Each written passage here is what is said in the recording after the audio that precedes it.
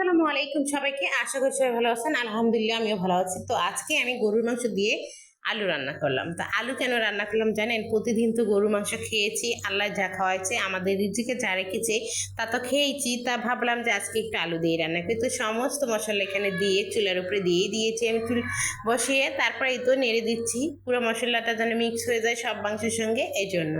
তো এই যে নাড়তে নাড়তে দেখুন কত ঠিকঠাক মতন কমিয়ে গেছে।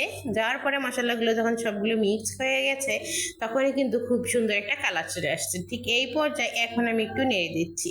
আসলে নাড়তে তো হবেই, নাড়তে তলকুর না করলে কিন্তু মাংস সিদ্ধ হবে না।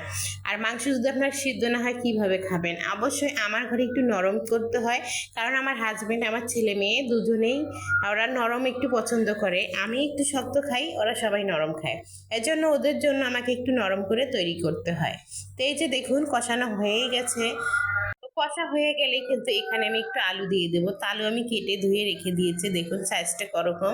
আসলে এরকম করে আলু কাটিয়ে দিতে হয়, কারণ গরুর মাংসের আলু একটু বড় না দিলে ভালো লাগে না, তাই আমি বড় করে দিলাম। আর অনেকেই হয়তো অনেকভাবে দেয়, একটু বড় দেয়, আমার থেকে নয়তো একটু ছোট দেয়, এরকম করে দেয়। তা আমি আমার মতো করে দিয়েছি। দিয়ে এই যে মশলাটার সঙ্গে সব কিছু তো মিশিয়ে দিয়েছি আগে, এখন অবশ্যই আলুগুলো দিয়ে মাংসগুলোর সঙ্গে মিক্স করে নিচ্ছি। তো মিক্স করা হয়ে গেলে কিন্তু আমি এখানে একটুখানি পানি দিয়ে দিলাম। পানি দেওয়ার পর ঢাকা দিয়ে আবারও কিছুক্ষণ জাল করে নেব। জাল করার পরে আমি আপনাদের দেখিয়ে দেব।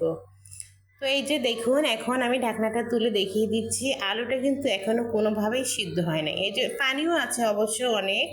তো এই পানিগুলো সবগুলো যখন খেয়ে নেবে তখনই কিন্তু আমি আবারও পানি দিয়ে দেবো। তো এই যে আমি মিক্স করতেছি আবারও। এভাবেই কিন্তু মিক্স করে করে রান্না করতে হয়। যারা যারা রান্না করেন তারা অবশ্যই সবাই জানেন যে সুন্দর করে মিক্স না করলে কিন্তু হয় না।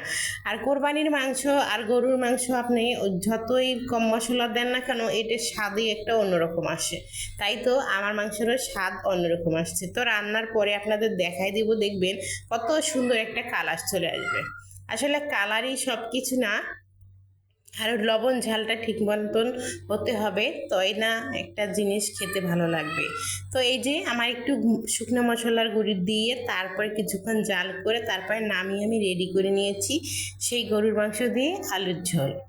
তো কেমন লাগতেছে আপনাদের কাছে অবশ্যই জানাবেন, আমার কাছে ভীষণ ভালো লাগছে।